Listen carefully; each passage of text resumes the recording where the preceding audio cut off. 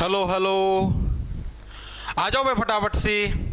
राम राम जी सारे ने, मैं तेरा साथी मोहित पुनिया बताऊं सारे का जॉब स्टार के यूट्यूब चैनल पर दशहरा था एक दिन पहला अपनी रॉकेट ना लेके मैं फिरता आ गया हूं। तो सुना दो क्या अंदर, आ जाओ फटाफट से। तो भाई जैसा कि आप लोगों को पता है, आपने मॉडर्न हिस्ट्री यानी कि आधुनिक जो हमारी ओ भाई आधुनिक इतिहास की सीरीज आपने भाई आप खुद सोचो भाई, मना मेरा जीवन काल में पहली बार ये सिस्टम देखा है कि कल दशहरा और दशहरा का पहला दिन बारिश के आसार हो रहे हैं। दशहरा का पास तो जमानो तकड़ी धूप निकला कर दी भाई, जमा जेड ब्लैक मौसम हो रहा है भाई, भगवान कसम जमा जेड ब्लैक। और कल दशहरा रात जेड ब्लैक मौसम हो रहा है, देख लो भाई। मन तो यकीन नहीं लग रहा कल दशहरा भी है कि यो सिस्टम हो रहा है।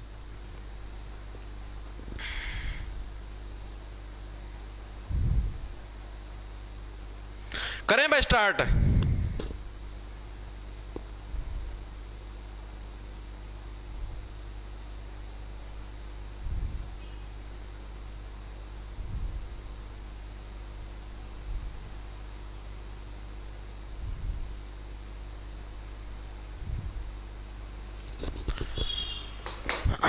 है, उरा तो धूप निकल रही इधर कौन भाई, इधर इशार का मजा जेड ब्लैक मौसम हो रहा है। ठीक है स्टार्ट करते भाई। तो देखो भाई, आप ही ने जो शनिवार को क्लास लगाई थी 2 दिन क्लास, इसी ने देखो संडे की छुट्टी होती है। सोमवार को भाई काम हो गया था, काम तो क्या था भाई, सैतम थी। सैतम का मतलब समझ गए, सैतम होया करा, सैतम ना गांव में धोख लगा करा भाई। तो गांव के अंदर गए थे परिवार के साथ धोख मारने, तो सोमवार को इस वजह से क्लास नहीं हो पाई। मंगलवार को दिन वाली क्लास हुई थी, यानी कल आपकी जो दिन में दिल्ली पुलिस की क्लास लगती वो लगी थी। शाम को कुछ अर्जेंट काम हो गया था तो उधर जाना पड़ गया था, तो इस वजह से क्लास नहीं लग पाई। ओके ठीक है। तो आज देखो भाई, हमने उस दिन वाली क्लास के अंदर भगत सिंह जी के बारे में पढ़ा था, HRA हिंदुस्तान जो रिपब्लिक एसोसिएशन है उसके बारे में पढ़ा था। ये सारी चीजें हम लोग पढ़ चुके शनिवार की क्लास के अंदर।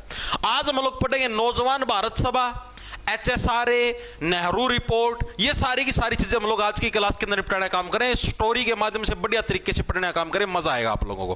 ठीक है, देखो नौजवान भारत सभा, पहली चीज तो देखो मैंने आपको बताया था HRA हिंदुस्तान जो रिपब्लिक एसोसिएशन था उसके अंदर क्या कुछ हुआ था, उसका गठन कैसे हुआ था, कैसे कैसे उन्होंने काकोरी कांड को अंजाम दिया था। काकोरी घटना याद है आप लोगों को, वो उन्होंने ट्रेन के अंदर से जो अंग्रेजी जो मतलब अंग्रेजी जो हुकूमत थी वहां से जो चीजें हैं वो चुराई थी, सारी की सारी लुटिया था उनको। वो चीजें हम लोग पढ़ चुके, उनको सजा भी हो चुकी थी, फांसी भी लगी, मुकदमे भी चले राम प्रसाद बिस्मिल और इन पे सभी पे। ठीक है, उसके बाद एक नई पार्टी बनाई गई नौजवान भारत सभा, जिसका गठन किसने किया, जिसका गठन किया भगत सिंह जी ने। इसका गठन किसने किया था, भगत सिंह जी इसके मेन संस्थापक थे। किसके, नौजवान भारत सभा। याद नॉर्मल तरीके से, जब जवान बच्चे हैं, भगत सिंह जी तो जवान थे यानी यंग थे, यानी नौजवान भारत सभा का गठन किसने किया, भगत सिंह जी के द्वारा इसका गठन किया गया था। मेन इसके संस्थापक ये थे। ठीक है, और इस पार्टी के अंदर थे कौन कौन, और इसके अंदर यशपाल जी भी थे। हालांकि कोई पूछता नहीं इसके अंदर थे या नहीं, फिर भी आपको वैसी स्टोरी के रूप में बताने लगे रहा हूं, क्या पता पूछ भी ले। ठीक है, लेकिन अब जो मैं आपको एक व्यक्ति का नाम बताऊंगा ये इंपॉर्टेंट है, जो कि इस पार्टी के अंदर ही थे। उनका नाम था भगवती चरण वोहरा। ठीक है, ये किस लिए इंपॉर्टेंट थे अभी आपको बताता हूं। भगवती चरण वोहरा ये भी इसी के अंदर शुमार थे। इन्होंने क्या काम किया था भाई, जिसकी वजह से हम इनको याद रखें। इन्होंने जो तुम्हारी HRA थी ना, जो कि हमने शनिवार को पढ़ी थी, हिंदुस्तान रिपब्लिक एसोसिएशन, उसका घोषणा पत्र तैयार करने का काम किया था। घोषणा पत्र का मतलब जी जो डिक्लेरेशन जो इन्होंने करी कि हाँ भाई हम लोग जो हमारी पार्टी HRA इसके ये मेन उद्देश्य हैं, ये मेन काम है। तो वो जो डिक्लेरेशन है, जो घोषणा पत्र, जैसे अभी नहीं करते, अभी कोई इलेक्शन होता है जैसे भाजपा है, कांग्रेस, ये अपने अपने घोषणा पत्र जारी करते हैं। अगर हमारी सरकार बन गई तो हम महिलाओं के खाते में 10-10 हजार भेजेंगे, 2100 रुपए भेजेंगे, ऐसे कर देंगे वैसे कर देंगे। तो एक घोषणा पत्र होता है। ठीक है, तो जो घोषणा पत्र है, भगवती चरण वोहरा ने किसका घोषणा पत्र तैयार किया था, प्रीवियस ईयर के अंदर आया हुआ है कि HRA का घोषणा पत्र किसने तैयार किया था, तो भगवती चरण वोहरा। बहुत इंपॉर्टेंट है, घोषणा पत्र तैयार किया था। HRA का घोषणा पत्र किसने तैयार किया था, भगवती चरण वोहरा ने HRA का घोषणा पत्र तैयार किया था। ये भी किस पार्टी के अंदर थे, नौजवान भारत सभा के अंदर ये हमारे शुमार थे। ठीक है जी, अब इसका गठन कब हुआ, मैंने आपको उस दिन भी 3 बताए थे और आज फिर मैं आपको बताने लग रहा हूं, क्योंकि एग्जाम के अंदर बहुत बार पूछा जाता है। HRA का गठन पूछ लेगा 1924, नौजवान भारत सभा यानी NBS का पूछ लेगा तो 1926, और अगर आपसे पूछ ले HSRA और इसका गठन कैसे हुआ, इन दोनों को मिला के इसका गठन हुआ था, तो इसका गठन कब हुआ, 1928। तो ये चीज हमेशा याद रखना, क्योंकि हर साल एग्जामिनर पूछता है इनका साल। तो इसी टाइप से हम देखें तो नौजवान भारत सभा का गठन कब हुआ तुम्हारा? साल 1926 के अंदर क्या है इसका गठन हुआ, 1926 में इसका गठन हुआ, इसका गठन हुआ। ठीक है जी, ये चीज समझ में आएगी।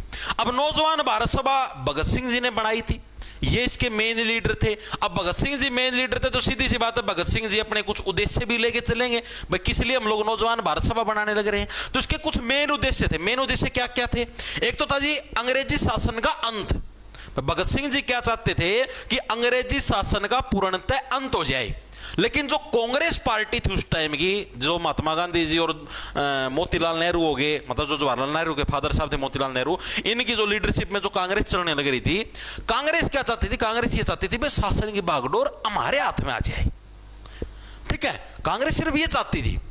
कांग्रेस का मतलब मकसद ये नहीं था कि हाँ भाई भारत के अंदर कुछ सुधार हो या, और उनका मकसद ये था सिर्फ भाई ये भारत की बागडोर हमारे हाथ में आ जाए अंग्रेजों से, बस। भगत सिंह जी ये चाहते थे कि देश के अंदर ये धर्म के नाम पे जो चीजें होती है, हिंदू मुस्लिम का ये जो गेम चलता है ये खत्म हो, जाति व्यवस्था खत्म हो, यानी ये सारी चीजें खत्म हो। भगत सिंह जी के ये विचार थे कि भारत को आजाद तब माना जाएगा जब इसके अंदर से धर्म के आधार पर जो भेदभाव चलते हैं, जाति के आधार पर भेदभाव चलते हैं, खत्म हो जाए।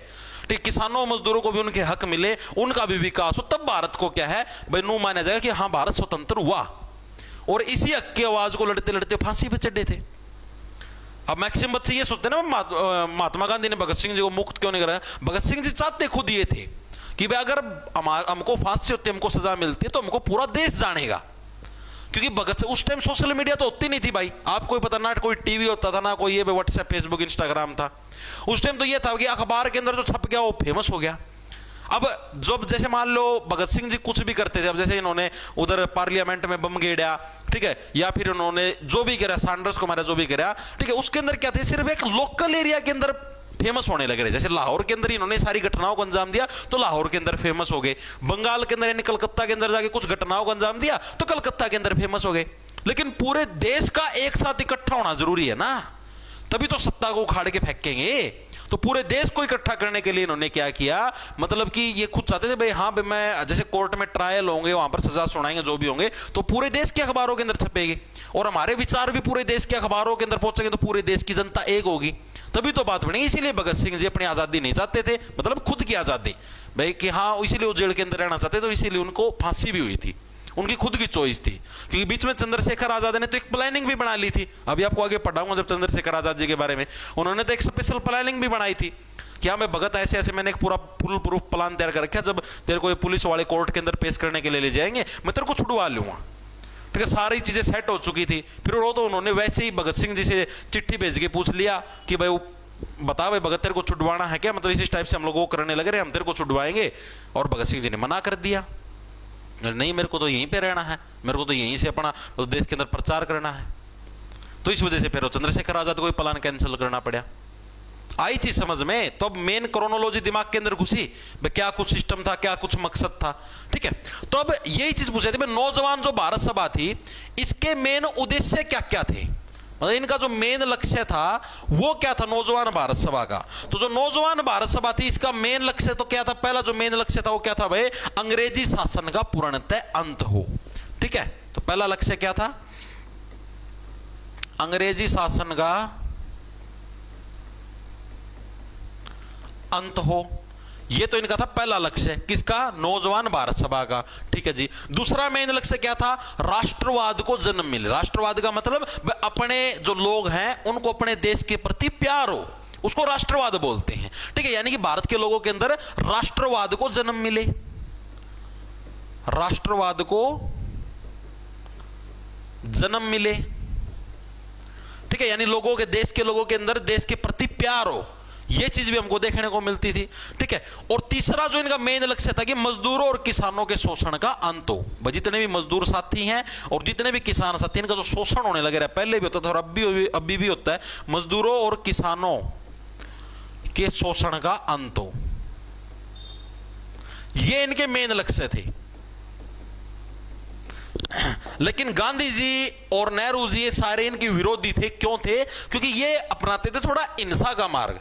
हालांकि वो मार्ग गलत नहीं था, वो मार्ग गलत नहीं था। अगर आप ये सोचते हो कि अहिंसा से हम लोग चीज हथियार लेंगे तो भाई बिना रोए तो मां भी दूध नहीं पिलाती। मानते हो इस बात को? आप लोग कहते हो भाई मैं भूख हड़ताल पे बैठा हूं, मान लो आप ऐसे कहते हो भाई मैं यहां पर भूख हड़ताल पे बैठा हूं और बाय चांस मेरी सरकार हो, मैं मेरी बताने लगा यानी मोहित पुनिया की सरकार हो और आप अगर भूख हड़ताल पे बैठे हो ना, बैठे रहो भाई, मेरा कोई फर्क कौन पड़ा?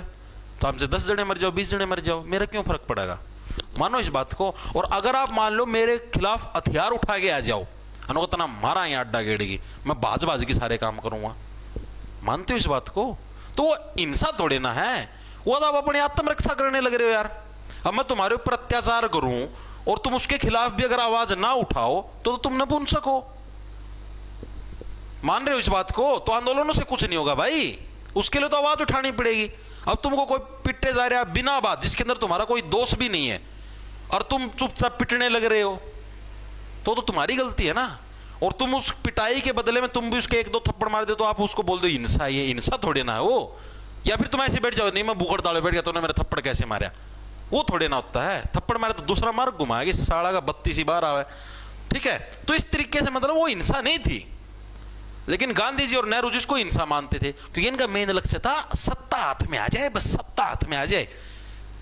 और भगत सिंह जी का मेन लक्ष्य ये था कि भाई हम लोग देश के अंदर इन चीजों को बदलें। भाई हिंदू धर्म मुस्लिम धर्म के जो फैले हुए हैं लोगों के अंदर भेदभाव, जातियों के जो भेदभाव फैले हुए हैं, हम लोग इन चीजों को बदलें। और इनका मेन लक्ष्य था बस मैं प्रधानमंत्री, मैं मुख्यमंत्री, मैं राष्ट्रपति, मैं बन जाऊं, बस सारी सत्ता हम हथिया लिया, ठीक है? आम जनता जाओ भाड़ में, जो कर अंग्रेज चुस्या कर देनो फिर हम चुसाएंगे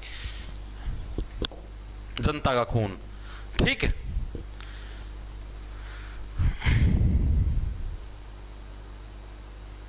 ठीक है भाई।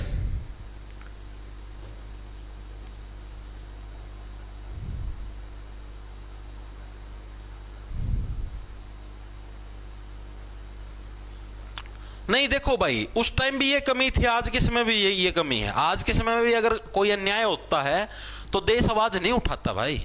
देश इंस्टाग्राम की रीलों के अंदर बिजी है। कहीं पर भी कुछ अन्याय होता है कोई आवाज नहीं उठाता। कोई एक आवाज उठाता है या 2 उठाते हैं, मान लो कोई एक ग्रुप भी आवाज उठाता है तो उनको उठा के जेल में डाल दिया जाता है, बस बात खत्म, मामला दब जाता है। उसके खिलाफ नेगेटिव PR कर दो इंस्टाग्राम, फेसबुक, यूट्यूब पे, सारी जगह मीडिया में उसकी खबर ना दिखाओ, बस जनता चुपचाप बैठी रहती है। उस टाइम भी ऐसे ही होता था भाई। उस टाइम भगत सिंह जी और लगे रहते थे बेचारे, बम फेंक दिया, अंग्रेज मार दिए 2-3, आंदोलन करे, खूब वो करया देश का खतरा, क्योंकि उनके अंदर देश के प्रति प्रेम था, ठीक है? और अपने नागरिक अपने आप खुद सोचो, जो अंग्रेजी सेना थी, ठीक है, अंग्रेजी जो पुलिस थी, उसके अंदर खुद अपने भारतीय नागरिक थे। और अपने भारतीय नागरिक अपने भारतीय ने पकड़ पकड़ पिटाया कर दे, तो हम खुद सोचो। और अगर वो सारे एक हो जाते तो मुट्ठी भर अंग्रेज थे, कहां से शासन कर पाते भाई? ये वो जो पुलिस में भर्ती हो रहे थे उस टाइम में अपने भारतीय व्यक्ति थे अंग्रेजों के टाइम पर, और वो भी अगर अपने साथ मिल जाते कि हाँ भाई इनको बाहर उखाड़ के फेंकेंगे, तो अंग्रेज क्या कर सकते थे? कुछ नहीं कर सकते। लेकिन वो तो मानसिकता गुलामी की थी ना उनकी। आज भी गुलामी की, उस टाइम भी गुलामी की मानसिकता थी, इसीलिए गुलाम पड़े हो, आगे भी गुलामी रहोगे। अमेरिका क्यों आगे है?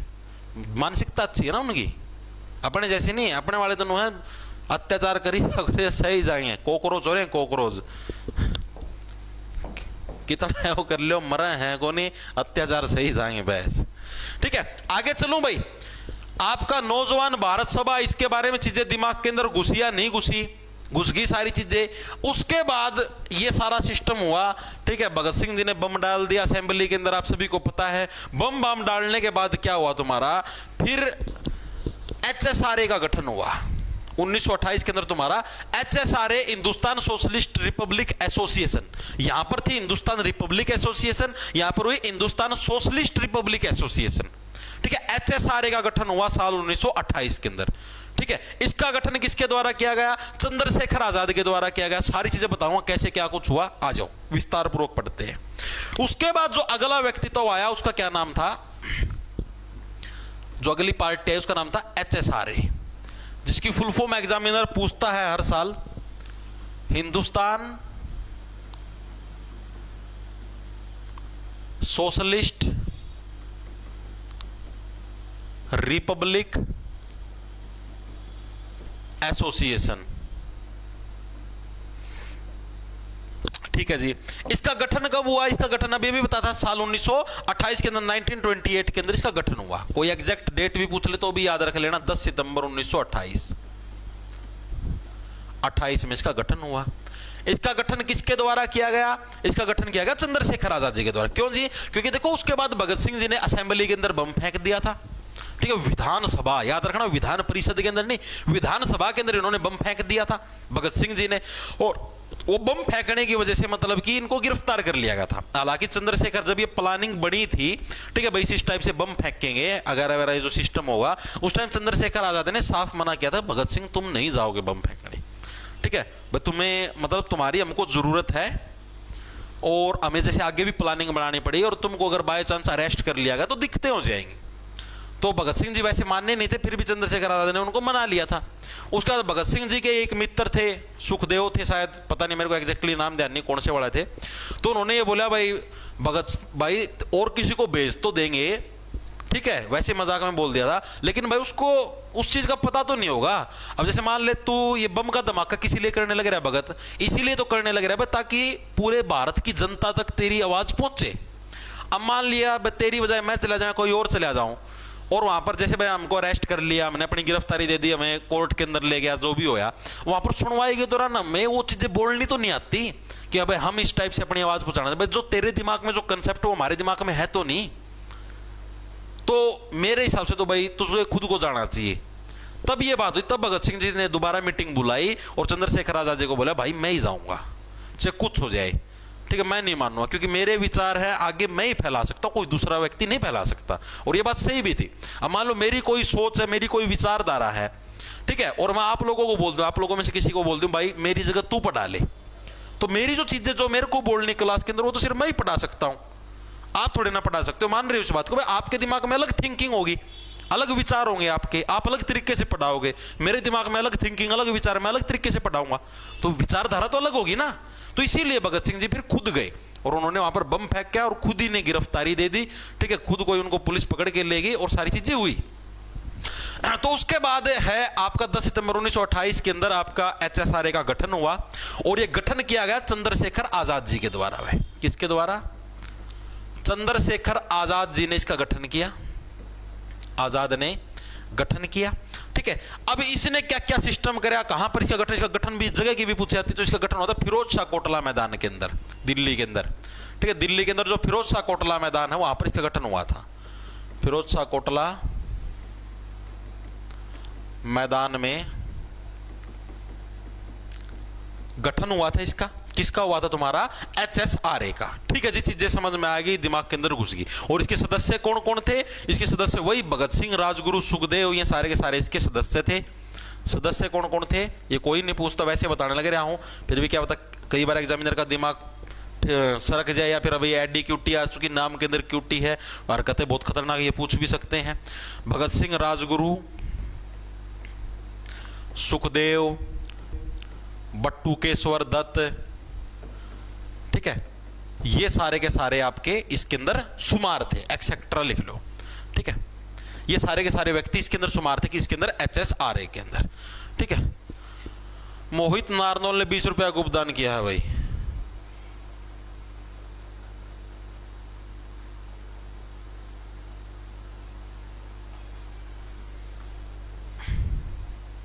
Very good very good, Ram Ram ले लो सर जी। मोनी माही शर्मा ले ली भाई, राम राम, ठीक है। अब जो आपके HSRA था, इसका मतलब मेन उद्देश्य क्या था HSRA का?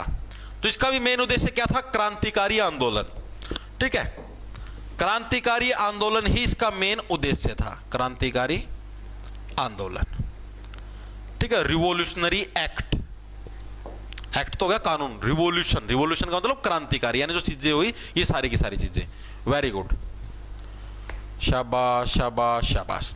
उसके बाद क्या हुआ? जैसे एक और चीज मैं आपको बताने भूल गया, जो आपकी विधानसभा में जो बम फेंक किया था, विधानसभा में जो बम फेंक किया था वो किसने फेंक किया था? मतलब भगत सिंह जी के साथ कौन था? तो आपको याद होना चाहिए, एक तो भगत सिंह जी थे, साथ में थे इनके बटुकेश्वर दत्त, बट्टू केशवर दत्त, मतलब राजगुरु सुखदेव में से कोई सा नहीं था। ठीक है, तो ये मत सोच लेना कभी एग्जाम के अंदर गलती कर दो। एग्जामिनर पूछता है कि असेंबली के अंदर जो विधानसभा थी, परिषद नहीं थी, विधानसभा के अंदर बम किसने फेंका था, तो भगत सिंह और बट्टू केशवर दत्त इन दोनों ने मिलकर विधानसभा के अंदर बम फेंका था। तो ये चीज इंपॉर्टेंट है, याद रखना। ठीक है, बहुत इंपॉर्टेंट है। इतनी चीजें हर एक साथी के समझ में आई? Very good, very good, boom, yes. कल दशहरा भी तो है। बहुत अच्छे, बहुत अच्छे। ठीक है, अब एक चीज और है। एक चीज और क्या है कि ये सारी चीजें हुई, बम फेंक दिया, ये दोनों गिरफ्तार हो गए और ये सारी चीजें हुई। इसके बाद क्या हुआ कि जो HSRA तुम्हारा जो संगठन था, ये पूर्णतः कमजोर पड़ गया भाई। बम फेंक दिया, गिरफ्तार हो गया, वगैरह वगैरह ये घटनाएं हुई। ठीक है, और संगठन जब कमजोर पड़ गया तो आखिरी में जो चंद्रशेखर आजाद थे ये बच गए सिर्फ। ये बाकी के सारे थे, राजगुरु, सुखदेव, ठीक है, बट्टू केशवर, ये सारे के सारे आपके गिरफ्तार हो चुके थे। ठीक है, भगत सिंह और बट्टू केशवर दत्त तो वहां पर जिस टाइम इन्होंने असेंबली के अंदर बम फेंके उसी टाइम गिरफ्तार हो गए थे। बाद में इनकी भी किसी ने गुप्त सूचना दे दी भाई यहां पर छुपे हुए थे और वगैरह वगैरह, इस टाइप से इनको भी गिरफ्तार कर लिया गया। सिर्फ एकमात्र जो व्यक्ति तो बचे थे, वो बचे थे तुम्हारे चंद्रशेखर आजाद। और चंद्रशेखर आजाद का मतलब जीवन के अंदर एक लक्ष्य था। इन्होंने एक चीज बोली थी, मैं चंद्रशेखर आजाद के नाम में भी आजाद है और मैं आजाद ही रहूंगा। एक बंदूक रखते थे साथ में, मतलब अंग्रेज भी उस बंदूक के फैन थे। और इन्होंने एक चीज बोली थी, जब तक ये बंदूक मेरे पास है ना, कोई भी अंग्रेज मेरे को गिरफ्तार करके जेल में नहीं डाल सकता। ठीक है, जब तक ये बंदूक मेरे पास, इन्होंने ये बात बोली थी, तब तक मैं आजाद ही रहूंगा। तो चंद्रशेखर आजाद क्या बोला, अब की बार तो इनका पक्का इंतजाम करता हूं, जो अंग्रेजों का जो वॉइस रो है ना उसी को उड़ा देता हूं। उस टाइम अंग्रेजों का वॉइस रो कौन था, ये चीज भी याद रखना। जिस टाइम आपकी सैंडर्स की हत्या हुई, सैंडर्स मैंने आपको करवा दिया, सैंडर्स की हत्या हुई, ठीक है, असेंबली के अंदर बम फेंक किया गया, लाहौर षड्यंत्र हुआ, असेंबली में बम फेंक किया गया, या फिर लाहौर षड्यंत्र हुआ, उस टाइम भारत का वॉइसरॉय कौन था? तो ये चीज याद रखनी। तो उस टाइम भारत का वॉइसरॉय कौन था? इरविन था भाई। कौन था? इरविन उस टाइम भारत का वॉइसरॉय था भाई, याद रखना, इंपॉर्टेंट है। और फिर चंद्रशेखर आजाद ने यह डिसीजन लिया कि इस इरविन को ही ठोकना पड़ेगा, तभी बात बनेगी। ठीक है, तो चंद्रशेखर आजाद ने इरविन की हत्या का प्रयास किया। कैसे जी? जो इरविन था, इरविन की एक स्पेशल ट्रेन जाने लग रही, जैसे आजकल नहीं जाती, अभी 2-3 दिन पहले एक वीडियो वायरल होने लग रही थी, अपनी जो राष्ट्रपति जी थी द्रौपदी मुर्मू जी, तो एक ट्रेन से जाने लग रही थी एक जगह से दूसरी जगह। तो जैसे ट्रेन जिस पुल के नीचे से जाने लग रही थी उसके ऊपर से, तो उसके आसपास के सारे व्हीकल बंद करवा दिए। जैसे मान लो भाई ये ट्रेन की पटरी है, ठीक है, और इसके ऊपर ऐसे पुल था, यहां से ऐसे व्हीकल जाने लग रहे थे ऐसे ऐसे ऐसे ऐसे इस पुल के ऊपर से। ठीक है, इन व्हीकलों का भी आवागमन बंद करवा दिया भाई, क्या पता राष्ट्रपति जी की ट्रेन के ऊपर क्या गिरा दे, सोचो। ठीक है, सिक्योरिटी के लिए यहां पर रोक दिया, यहां पर रोक दिया, मतलब हर जगह जाम की स्थिति थी। तो वो ट्रेन भी स्पेशल, जैसे 4 डब्बों की एक ट्रेन थी, तो उसी टाइप से इरविन भी अपना एक तरीके से उस टाइम देश का राष्ट्रपति के समान ही पावर रखता था। तो उस टाइम इरविन भी एक स्पेशल ट्रेन के अंदर जाने लग रहा था, 4 मतलब की बोगियों की ट्रेन थी। और चंद्रशेखर आजाद ने प्लान बनाया कि भाई इरविन को उड़ाएंगे। तो चंद्रशेखर आजाद ने क्या किया, जिस रेलवे स्टेशन के ऊपर ये जानी थी ट्रेन, वहां पर लगा दिया बॉम्ब। ठीक है, लेकिन इरविन की भाई किस्मत अच्छी थी, आप पढ़ लगे, थोड़ी किस्मत खराब थी, भगवान ने किस्मत का मैं लिखे ही हो रखा था। चंद्रशेखर आजाद ने बॉम्ब का बटन दबाया, ब्लास्ट भी होया, लेकिन ब्लास्ट के अंदर जो 4 डब्बे थे, 4 के अंदर से 2 ही डब्बे उड़े। ठीक है, और डिब्बे भी पटरी से उतर गए थे, लेकिन इरविन फिर भी बच गया। थोड़ी मोटी चोट फेट लायक की रह गया, मतलब मृत्यु को नहीं होने पाई भाई। और मृत्यु नहीं होने पाई तो भाई सीधी सी बात है, पुलिस जगह जगह छापे मारे, दबा दब दबा दब दबा दब, Chandrashekhar Azad to to to. ठीक है, और चंद्रशेखर आजाद कहीं पे मिलने नहीं लग रहा, क्योंकि चंद्रशेखर आजाद ने तो प्रण ले रखा था भाई, मेरे तो उसके अंदर आजाद लिख रखे, मतलब हर बार किसी ना किसी ऐसी जगह के ऊपर छुप जाते थे जहां पर मतलब कि कोई मतलब वो चीज ही नहीं थी भाई, उनको कोई ढूंढ पाए। और जब ये ट्रेन वाली घटना हुई, इरविन को मारने की कोशिश की गई, तो गांधी जी स्पेशल अंग्रेजों के समर्थन में बोलते थे उस टाइम। स्पेशल बोले तो बोला कि ये बहुत ही निंदनीय घटना है, चंद्रशेखर आजाद ने बहुत ही गलत काम किया। मतलब देखो कितनी गलत चीज है, क्यों? क्योंकि इन लोगों को सत्ता लेनी थी, सत्ता के मजे लेने थे ना, चाहे गांधी जी हो और चाहे तुम्हारे नेहरू जी हो और ये कोई भी हो, इनको सबको चाहिए थी सत्ता, हमें तो गद्दी मिल जाए बस। आप लोग खुद सोचो यार, ये लोग बेचारे अपनी जान की बाजी लगाने लग रहे हैं। अब आप खुद सोचो कि ये जो चंद्रशेखर आजाद, इसको क्या जरूरत है इतना रिस्क लेने की? भाई यहाँ पर स्पेशल बम लगाने लग रहा है और ट्रेनों को उड़ाने लग रहा है, देश के लिए करने लग रहा था। भगत सिंह बेचारा 23 साल की उम्र का फांसी पर लटक गया, क्या जरूरत थी भाई? अपना आराम तो शादी करता, अपना सारा सिस्टम सही चलने लग रहा था, अपना आराम तो जीवन एंजॉय करता। बाबू का तो रवि अच्छे रपी थे, मतलब ठीक थे, और लगा की तुलना में आराम तो जीवन यापन करता, लेकिन देश के प्रति प्रेम था, देश की आज़ादी के लिए प्रयास करने लग रहे थे। अरे ये क्या करे, अगर देख कुछ नहीं आंदोलन करे, बस हमारा सत्ता में हिस्सेदारी चाहिए, हमने तो सत्ता में ले चलो, बस हमारा प्रधानमंत्री बनाए दो, आधा शासन दे जाओ, हमारा इनका तो ये चाह रहा है अगर दे, और उससे चाह में देश आजाद हो गया, ये सिस्टम बनया। क्योंकि अपने युवा थे, वो थे कलिंग परिवर्ती के, सच्चाई है कलिंग परिवर्ती के थे। उस टाइम से युवा अगर इकट्ठे हो गए, एक साथ आवाज उठा गए और ये चीजें सेट करते ना, संविधान खुद सेट करते, तो आज चीजें बहुत बदल चुकी होती। लेकिन नहीं, वो उन बूढ़े बूढ़े लोगों का हाथ में सत्ता संभाल रखी थी। आज का दिन में भी यो है, बूढ़े लोग देश की सत्ता चलावा है।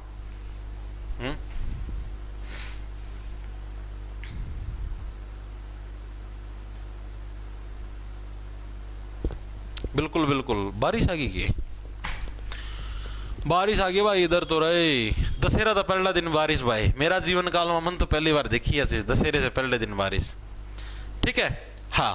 फिर क्या हुआ भाई, फिर जैसे आज के दिन में भी गद्दार होते, उस टाइम भी कुछ गद्दार थे जिन्होंने सूचना दे दी।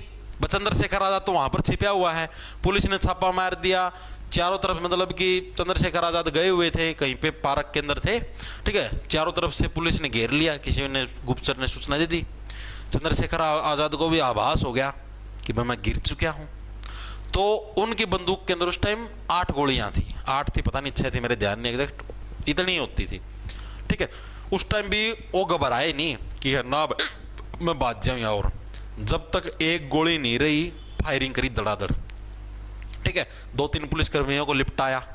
उसका जब एक गोली रह गई, उस टाइम भी कहते कहते बोले मैं आजाद था और आजाद रहूंगा, और खुद के माथे पे गोली मार के सुसाइड कर लिया। आई चीज समझ में? तो ये थी पूरी चंद्रशेखर आजाद जी की कहानी, दिमाग के अंदर घुसी, कुछ अंदर से प्राउड फील कर पाने लग रहे हो इनके प्रति। तो हमेशा बोलता हूं, भगत सिंह, बट्टुकेश्वर दत्त, राजगुरु, सुखदेव और चंद्रशेखर आजाद, इनकी रिस्पेक्ट जीवन में कभी भी कम मत होने देना, अपने अंदर भी हमेशा इनकी रिस्पेक्ट करना, और समाज के अंदर भी आप लोग भी कोशिश करना कि आप इनकी रिस्पेक्ट के लिए चीजें फैलाओ या बढ़ाओ। और जितने भी ये थे भाई, गांधी जी लगा लो या जवाहरलाल नेहरू लगा लो, मोतीलाल नेहरू लगा लो, या जो और भी व्यक्तित्व थे उस टाइम के, ठीक है, वो भी थे, ठीक थे। लेकिन मैं अपना पर्सनल बताने लग रहा हूं, मेरे मन में पर्सनली इन लोगों के प्रति उन लोगों से ज्यादा रिस्पेक्ट और ज्यादा आदर है। ठीक है, ये वो कौन थे, दोनों पासा पैर रखनी है, आजादी भी चाहिए और अंग्रेजा का हाँ हमें भी लाया कर दे। आई चीज समझ में? जैसे आप गांधी जी देख लो, गांधी जी को आजादी भी चाहिए और नु भी कमाई इरविनती मारने का प्रयास करने लगे अपने भारतीय नागरिक, अपने भारतीय दुश्मन वो सारे का, और गांधी जी कहने लगे चंद्रशेखर आजाद ने गलत किया, निंदनीय घटना है।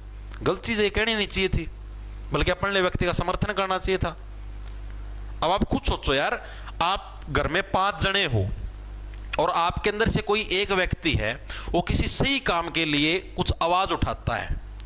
ठीक है, मतलब वो अपने 5 का दुश्मन है, अपना घर में 5 व्यक्ति, अभी 5 का दुश्मन हो वो व्यक्ति, और अपना मतलब किसी एक ना उसका थप्पड़ मार दिया, कुछ भी कर दिया, सही काम के लिए आवाज उठाई, वो व्यक्ति सच में गलत है, ठीक है, उसके थप्पड़ मार दिया, और आप ही मान लो आप ही अपना घर का व्यक्ति तीनों कह दिया ना भाई काम तो तेना बहुत गलत करा, आग लगा आपने सोचो कितना हौसला टूटता है। आप खुद इस चीज को फील करके देखो।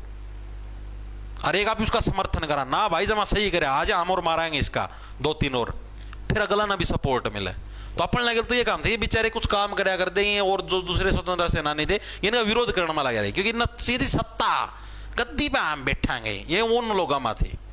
ठीक है, तो ये चीजें समझ में आई, क्लियर है? ये कंसेप्ट चंद्रशेखर आजाद का पर लिख लो मोटा मोटा। चंद्रशेखर आजाद की शहादत कब हुई, इन्होंने इरविन की हत्या प्रयास कब किया, लिख लो एक बार। चंद्रशेखर आजाद ने इरविन की हत्या का प्रयास कब किया? 1929 के अंदर किया था, 1929 के अंदर किया था। एग्जैक्ट डेट पूछ ले तो सर्दियों के अंदर के दिन थे 23 दिसंबर। 23 दिसंबर 1929 को इन्होंने ये प्रयास किया था। ये डेट याद रख लेना, इंपॉर्टेंट है, बहुत इंपॉर्टेंट है, ठीक है। और गांधी जी ने इस घटना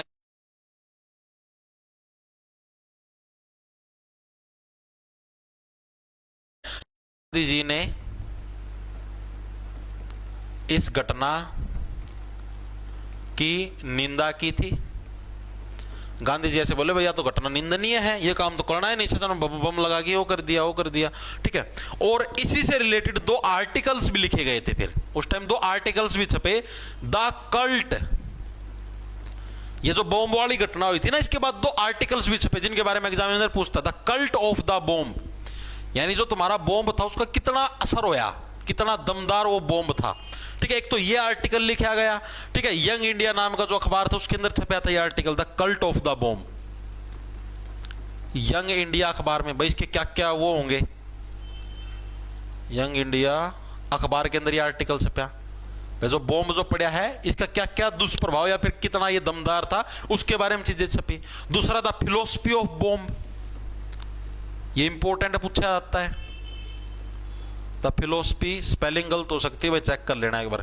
द फिलोसफी ऑफ बॉम्ब, ये दूसरा आर्टिकल ये भी छपा था। ये किसके द्वारा? ये भगवती चरण वोहरा के द्वारा लिखा गया था, जिन्होंने HRA के वो लिखने का काम कराया था। किधर गया ये रहा, मैंने लिखा था, HRA का घोषणा पत्र तैयार किया था भगवती चरण वोहरा, तो इन्हीं के द्वारा क्या है द फिलोसफी ऑफ बॉम्ब लिखा गया, भगवती चरण वोहरा के द्वारा क्या है फिलोसफी ऑफ बॉम्ब लिखा गया, ठीक है। तो इस तरीके से ये 2 आपके आर्टिकल भी छपे थे उसी टाइम पर, ठीक है। और उसी टाइम तुम्हारा 27 फरवरी, डेट याद रखना इंपॉर्टेंट है, 1931 को, मतलब देखो जिस टाइम इन्होंने बॉम्ब डालने का प्रयास करा था उसके करीबन ये समझो 1 साल बाद, अरे 23 दिसंबर 1929 आ गया, नहीं ये समझ लो 1930 ही आ गया लगभग।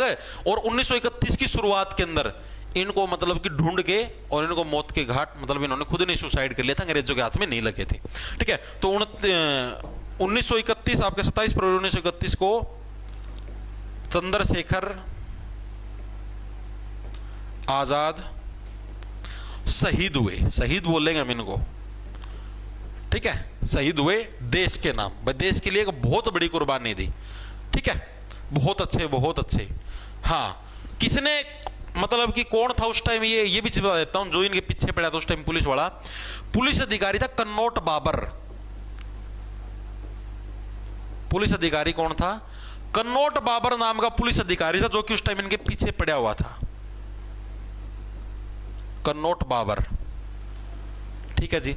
और मुखबिर कौन था? जिसने सूचना दी चंद्रशेखर आजाद आड़ा छुप रहा है, आजा आड़ा मतलब मीटिंग खातर आ रहा है, इधर आजा। तो वीरभद्र तिवारी अपना भारत के थे यार, नीच, इन्हें सदाता नीचता दिखाई है, खून में नीचता है, मजाक की बात नहीं। वीरभद्र तिवारी, तिवारी साहब ने सूचना दी थी, गुप्त सूचना, चंद्रशेखर आजाद आड़ा लोग। आप शुरुआत तो देखो, शुरुआत में सिराजुद्दौला का दौरा था, वो मीर कासिम, ठीक है, उसने नीचता दिखाई, सॉरी मीर कासिम, मीर जाफर ने नीचता दिखाई, उसने गद्दारी करी। 1857 की क्रांति हुई तो श्याम सिंह कालिया नाम का एक वो था, अपना भारतीय सैनिक था, उसने अंग्रेजा की सूचना दे दी, उसने नीचता दिखाई। अरे ईब यापन दी मरवान लग रहे, देखो कितने नीच हैं। अरे दूसरा देश के लोग अपने देश पर कब्जा कर रहे हैं, ये अपने की सूचना दे के अपने दी मरवान लग रहे, आड़ फिर नीचता दिखाई। नीचता तो रगाम भरी पड़ी है, हर जगह नीचता दिखाई, ठीक है। तो इस नीच व्यक्ति की वजह से है चंद्रशेखर आजाद को मरना पड़ा, शहीद होना पड़ा, ठीक है। चीजें समझ में आई या नहीं आई? और उसके बाद जो HSRA है उसकी जो लीडरशिप थी वो यशपाल के हाथ में आ गई थी। मैंने बताया ना, HSRA का गठन आपका किसी ने किया था? चंद्रशेखर आजाद ने किया था। और इसके जो सदस्य थे इसके अंदर यशपाल भी शुमार थे। यशपाल का मैं नाम लिखना भूल गया, मैंने इसके अंदर तो लिखा था नौजवान भारत सभा के अंदर, तो किधर गया यशपाल जी का नाम, इसके ये रहा यशपाल, ठीक है, इसके अंदर तो नाम था, ठीक है। तो ये जो यशपाल थे, इन्होंने ही जब चंद्रशेखर आजाद जी शहीद हो गए तो उसके बाद इन्होंने ही सारी की सारी जो बागडोर थी HSRA की वो संभालने का काम किया था, ठीक है भाई। गुरुजी रेलवे ग्रुप डी वाले बैच में केमिस्ट्री लास्ट क्लास डाल दो, डेली लाइफ केमिस्ट्री डाल दूं? हाँ भाई, सर ऐप आईफोन में कैसे चलेगा एसएससी एस्पिरेंट? आईफोन में भाई माई अपेक्स नाम से मिलेगा आपको, माई अपेक्स नाम से मिलेगा, ठीक है। उसको डाउनलोड कर लेना, उधर ऑर्गेनाइजेशन आईडी मांगेगा 9254 दोबारा लिख देता हूं 9254 ये ऑर्गेनाइजेशन आईडी मांगे, ये भर देना उसमें, ठीक है। चलें भाई आगे, एक बार के लिए बताओ इतना जो मैंने आपको कंसेप्ट करवाया ये हर एक साथी के समझ में आया या नहीं आया? उसके बाद आगे चलते नेहरू रिपोर्ट पे चलेंगे। अब इतना कंसेप्ट सभी साथियों के समझ में आया? और यहां पर आप ये समझो भगत सिंह, राजगुरु, सुखदेव, बट्टू केशवर दत्त, यशपाल, चंद्रशेखर आजाद, इन सब की जीवन लीला यहां पर हो जाती है समाप्त, ठीक है। इनका इतिहास भी यहीं पर हो जाता है समाप्त। हम सभी के दिलों में ये व्यक्तित्व हमेशा रहेंगे, ठीक है। और लेकिन इनके बारे में अब हम आगे नहीं पढ़ेंगे क्योंकि इतना ही था इनका इतिहास। अब हम आगे और जो चीजें हैं उनके बारे में पढ़ना शुरू करेंगे, ठीक है। नहीं, टेलीग्राम पर नहीं मिलेंगे, बैच के अंदर ही मिलेंगे। सर आपका हरियाणा जी का बैच अच्छा था सर, दादरीवाड़ा। अरे धन्यवाद मेरे भाई।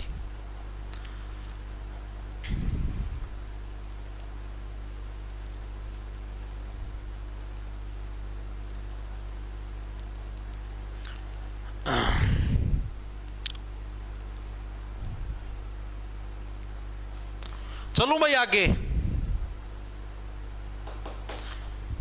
सर मेरे ऐप के अंदर प्रॉब्लम आ रही। भाई देखो, जिसका कोई भी बैच से रिलेटेड अगर कुछ भी प्रॉब्लम होना तो मैं आपको हेल्पलाइन नंबर दे देता हूँ, उसके ऊपर आप मैसेज कर सकते हो, ठीक है, व्हाट्सएप के ऊपर। एक मिनट रुको, मैं देख लूँ, मेरा नंबर याद को नहीं हो।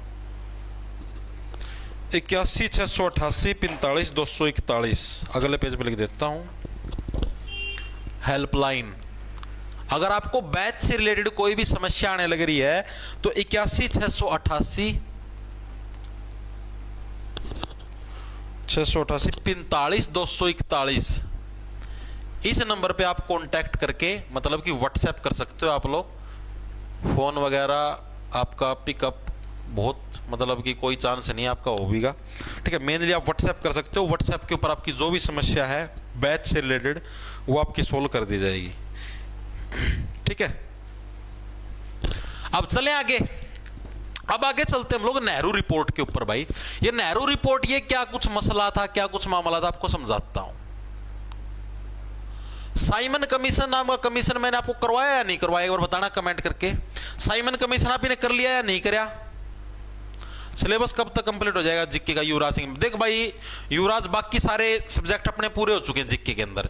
पॉलिटी हो चुकी, ज्योग्राफी हो चुकी, इकोनॉमिक्स हो चुकी, स्टैटिस्टिक्स जीके पूरी कर लिया आपने, साइंस पूरी कर ली है, ठीक है। लगभग सारे सब्जेक्ट हो चुके, अपनी रह रही सिर्फ हिस्ट्री, मॉडर्न हिस्ट्री। ये समझो इस वीक के अंदर पूरी हो जाती है अगर मैं 2 दिन की छुट्टी ना मारता तो। बाकी कोशिश करेंगे कि हम लोग अच्छा अक्टूबर आ गया, सितंबर का कैलेंडर खुल रहा है, कोशिश करूँगा भाई मैं कि पूरी करवा दूँ 6-7 अक्टूबर तक मॉडर्न हिस्ट्री। उसके बाद फिर एनसेट और मिडवेल इकट्ठे लिपटा देंगे, ठीक है। हो जाएगा अक्टूबर में सिलेबस पूरा। भाई देखो मैं थोड़ा डीप करवाने लग रहा हूँ इसलिए आपको सिलेबस थोड़ा लेंथी दिखाई देने लग रहा होगा, लेकिन भाई डीप करने में ही बेनिफिट है क्योंकि अभी जो नई एजेंसी है ना एडीक्यूटी, ये डीपली प्रश्न पूछने लग रही भाई, मोटे मोटे प्रश्न नहीं पूछने लग रही। आप अभी जो सीजीएल की आंसर की आएगी तब देख लेना झटका मशीन कैसे चलेगी, ठीक है। अभी जो आंसर की आई है स्टेनोग्राफर की उसके देख लो कितना डीप पूछने लग रही है।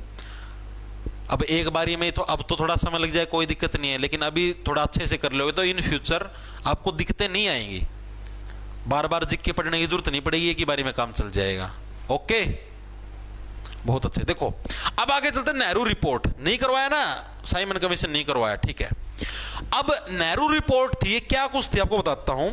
जो साइमन कमीशन था ना उसी के बाद नेहरू रिपोर्ट आई थी। पहले एक बार साइमन कमीशन के बारे में पढ़ेंगे तभी नेहरू रिपोर्ट समझ में आएगी तुम्हारे।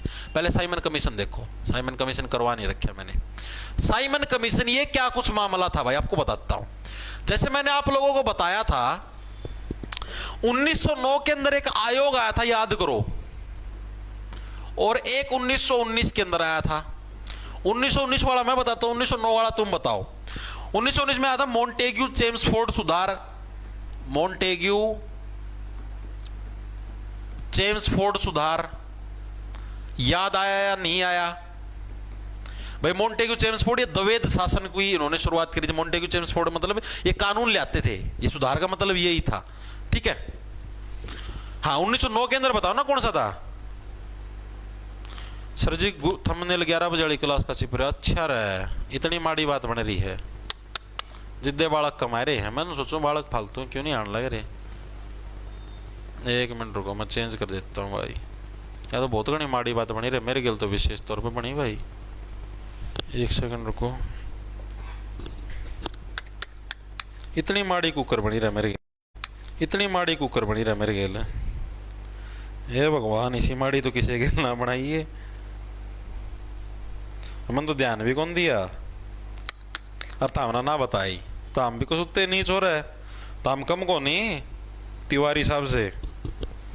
जो तिवारी था ना जिन्होंने चंद्रशेखर आजाद की वादी थी गुप्त सूचना था, मुझ तक कम को नहीं यार। इतनी देर क्लास चली था मैंने, मेरे तीनों नहीं बताया था, हमने पुराना लाग रहा यार क्या यार।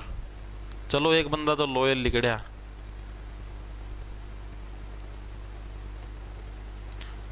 करया तो है भाई चेंज। कम नहीं होता हम तिवारी था, किधर गया हो तिवारी, यो रहा वीरभद्र तिवारी। यह तो बड़ी नीचता करी भाई तुमने, दगाबाज।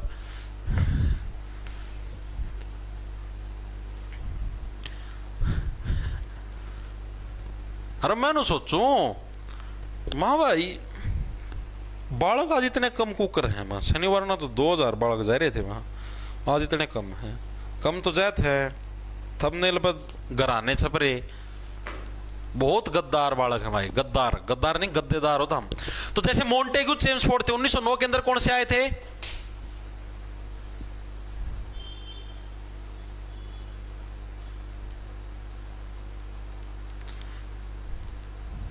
कंप्यूटर क्लासेस बैच के अंदर चलने लगे रही थी, ध्यान नहीं था जी।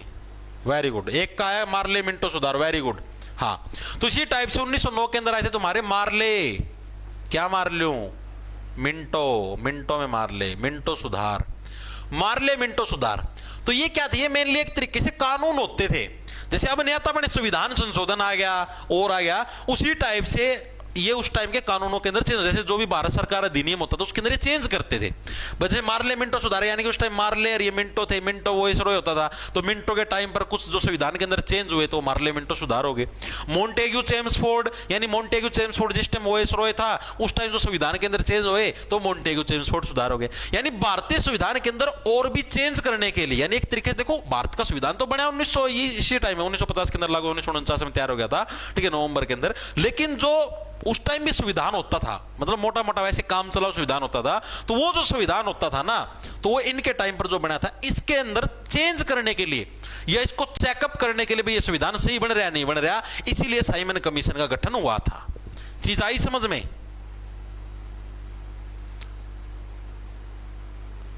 नवीन सर नो कंपटीशन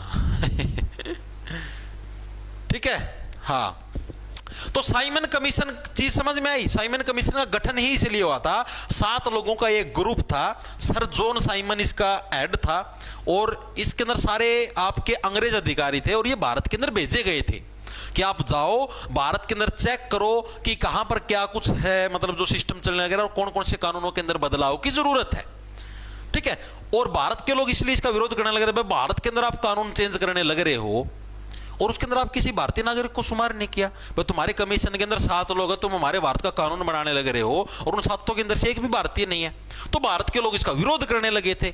यही था साइमन कमीशन का सारा रोड़ा। तो साइमन कमीशन के बारे में देखेंगे। पहली चीज तो साइमन कमीशन का गठन कब हुआ? तो गठन कब हुआ? 26 नवंबर 1927 को। इंपॉर्टेंट, ये दोनों के अंदर आपको डिफरेंस दिखाऊंगा अभी, ये डेट से भूल जाना, लेकिन ये 1927 ये पक्का याद रखना, ये इंपॉर्टेंट है, ये बहुत बार पूछा जाता है। देखो सै से साइमन वाले के अंदर देखो, साइमन के अंदर भी सै, 27 के अंदर भी 27 सै, ठीक है। इसके अंदर टोटल सदस्य कितने थे? सदस्य भी कितने थे? 7 थे। सारा सै से स्टार्ट होगा, ठीक है। इसका हेड कौन था, यानी इसका जो लीडर था वो कौन था? सर जॉन साइमन था। इसके अंदर भी साइमन के अंदर भी क्या आ गया? सै आ गया, जॉन साइमन, ठीक है। तो इस तरीके से आपको याद रखना है। और ये कमीशन भारत में कब आया, भारत कब आया, ये चीज भी आपको याद रखनी है। तो भारत इससे अगले साल, अब 1927 के अंदर गठन हुआ है, तो 1 साल भर तो लगेगा अगले साल, मतलब भारत के अंदर आने तक, ठीक है। तो 3 फरवरी 1928 को, 3 फरवरी 1928 को ये भारत पहुंचा भाई।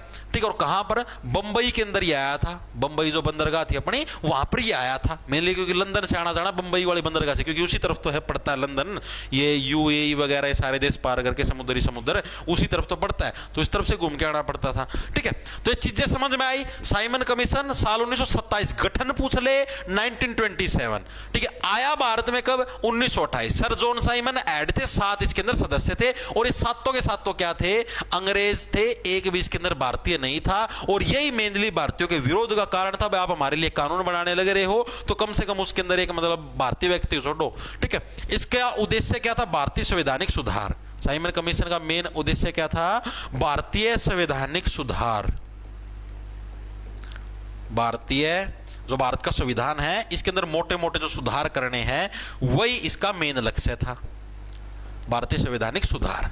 ठीक है भाई, चीजें समझ में आई या नहीं आई? और जैसे ये साइमन कमीशन बंबई के तट के ऊपर आया, नारे लगे तुम्हारे क्या? साइमन गो बैक, साइमन वापस जाओ, तुम तुम्हारे कमीशन के साथ वापस जाओ। साइमन जो लीडर था इसकी कौन थे? बस जो तू तेरा कमीशन लेके आया इस समय तो वापस चले आ जा। ठीक है, आ गया जी समझ में?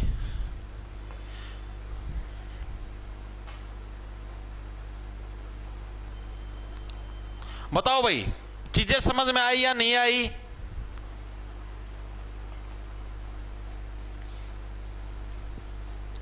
लाला लाजपत राय ने सबसे पहले विद्रोह किया था जाटनी। अरे बताऊं, टेंशन ना लो, किसने कहां से विद्रोह किया था ये भी पूछा जाता है। बंबई से विद्रोह किसने किया? ठीक है, मतलब इंपॉर्टेंट जो जगह वहीं से विद्रोह हो, कलकत्ता से किसने किया, लखनऊ से किसने किया, तो विद्रोह भी आपको बताऊंगा, अभी टेंशन ना लो, विद्रोह ही बता देता हूं तुमको। देखो विद्रोह जो हुआ तुम्हारा साइमन कमीशन का, वो कहां से किसने किया? आ जाओ, जो यानी साइमन कमीशन का जो विद्रोह हुआ यानी विरोध किया वो किसने कहां से किया ये भी पूछा जाता है भाई आपका। ठीक है भाई, कहां से किसने जो विरोध था विद्रोह था उसकी लीडरशिप करी? पहली चीज है हमारी कलकत्ता भाई, इंपॉर्टेंट है, एग्जाम के अंदर आया हुआ प्रीवियस ईयर के अंदर कि साइमन कमीशन का विरोध है कलकत्ता से, उस विरोध का नेतृत्व यानी लीडरशिप किसने करी थी? ठीक है, तो कलकत्ता से जो साइमन कमीशन का विरोध है उसकी लीडरशिप किसने करी थी? विरोध, कलकत्ता से विरोध की लीडरशिप किसने करी थी? तुम्हारे सुभाष चंद्र बोस जी ने करी थी भाई, सुभाष चंद्र बोस। डायरेक्ट लिख दूं एससी बोस, सुभाष चंद्र बोस। ठीक है, सुभाष चंद्र बोस जी ने क्या है, कलकत्ता से जो विरोध था उसकी लीडरशिप करी थी। ठीक है, यानी कलकत्ता का, पर बंगाल के अंदर जो मेनली विरोध है, फिर आप अगर आपसे ऐसे घुमा के पूछ ले बंगाल से साइमन कमीशन का जो विरोध था उसकी लीडरशिप या नेतृत्व किसने कराया था? तो सुभाष चंद्र बोस ने कराया था। चीजें याद रह जाएंगी, बिल्कुल बेसिक सी चीज है। ठीक है जी, बस 2 ही 3 पूछे जाते हैं, दूसरा लखनऊ और तीसरा लाहौर। लखनऊ से किसने लीडरशिप करी? तीसरा लाहौर से किसने लीडरशिप करी? लखनऊ से किसने करी? लखनऊ से करी जवाहरलाल। देखो लखनऊ लाल यानी जवाहरलाल नेहरू प्लस गोविंद वल्लभ पंत। इंपॉर्टेंट है, पूछा था 3 से 4 बार आ चुका है ये। जवाहरलाल नेहरू प्लस गोविंद वल्लभ पंत, इन दोनों ने मिलकर कहां से आपका मतलब विद्रोह की लीडरशिप करी? लखनऊ से। लाहौर से किसने करी थी? एक तो लाला लाजपत राय, साथ में भगत सिंह। याद होगा, भगत सिंह और लाला लाजपत राय दोनों एक साथ थे। इन्होंने कहां से करी? लाहौर से करी। लाहौर से भगत सिंह प्लस लाला लाजपत राय, और इसी के अंदर लाला लाजपत राय के ज्यादा लाठियां लगी थी, लाठी चार्ज हो गया था। ठीक है, और इसकी वजह से ये घायल हो गए थे, चोटिल हो गए थे, और 17 दिन बाद इनकी मृत्यु हो गई थी, और जिसका बदला लेने के लिए सैंडर्स की हत्या करी गई थी।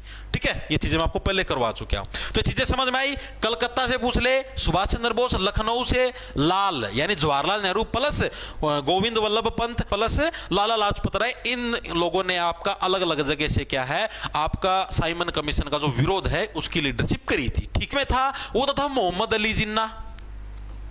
मोहम्मद अली जिन्ना था ना, ये तो आया विरोध में भाई कि हाँ भाई साइमन कमीशन वापस जाओ।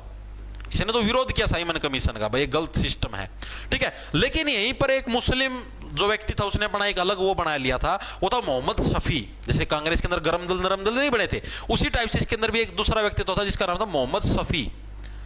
इसने समर्थन किया था, ये ऐसे बोला कि हाँ साइमन कमीशन सही, भी पानी मार था, सत्ता का चक्कर में था, हाँ भाई में गद्दी मिल जाएगी। ठीक है, इस तरीके से। तो देखो याद रखना इंपॉर्टेंट पूछा जाता है कि जिस टाइम साइमन कमीशन आया तो उसके विरोध में कौन व्यक्तित्व था, तो ये सारे नाम आपको याद रखने हैं। और उसके समर्थन में एकमात्र कौन व्यक्तित्व था, मोहम्मद शमी, जो कि मुस्लिम लीग से संबंध रखता था। ये एकमात्र ऐसा व्यक्तित्व था जो कि साइमन कमीशन का समर्थन करने लग रहा था। बाकी सभी जितने भी संगठन थे या व्यक्ति थे, उन्होंने साइमन कमीशन का विरोध किया था। चीजें समझ में आई या नहीं आई? ठीक है जी, बताओ एक बार के लिए, बताओ बताओ बताओ। मास्टर साइड हो जाओ। हो गया भाई। अरे संघ वो गठन नहीं पूछने लग रहा, गठन तो हमको ही पता 1906 के अंदर हुआ। आप ये बताओ मेरे को कि ये चीज तुम्हें समझ में आई या नहीं आई?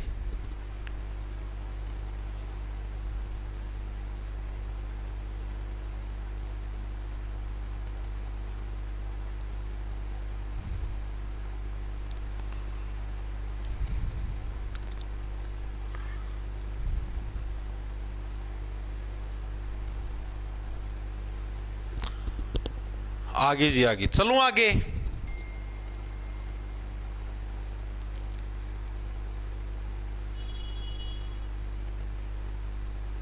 चलो आगे चलते हैं।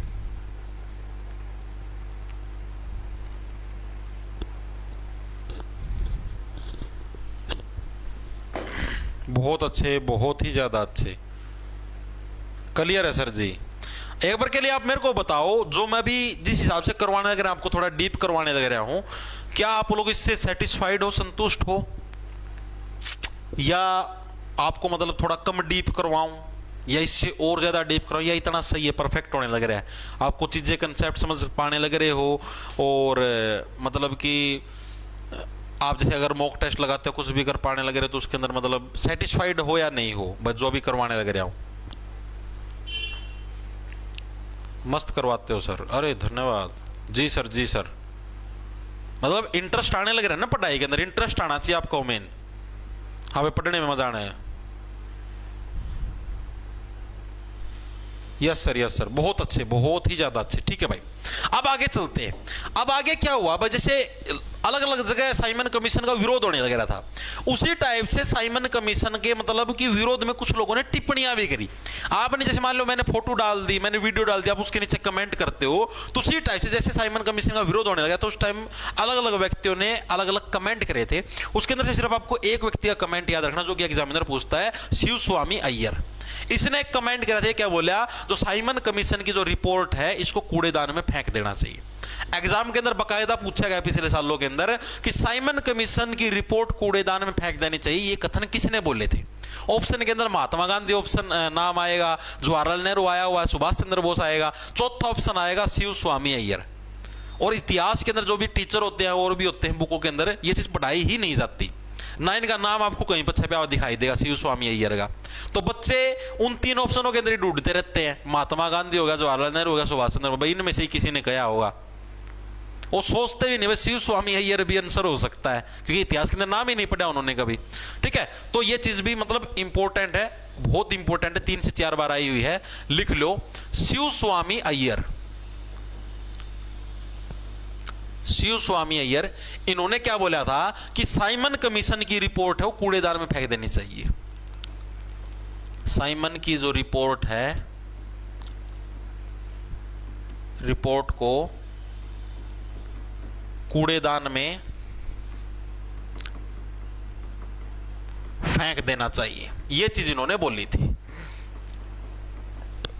ठीक है भाई, बहुत इंपॉर्टेंट नाम है शिव स्वामी अय्यर, याद रखना, बहुत इंपॉर्टेंट।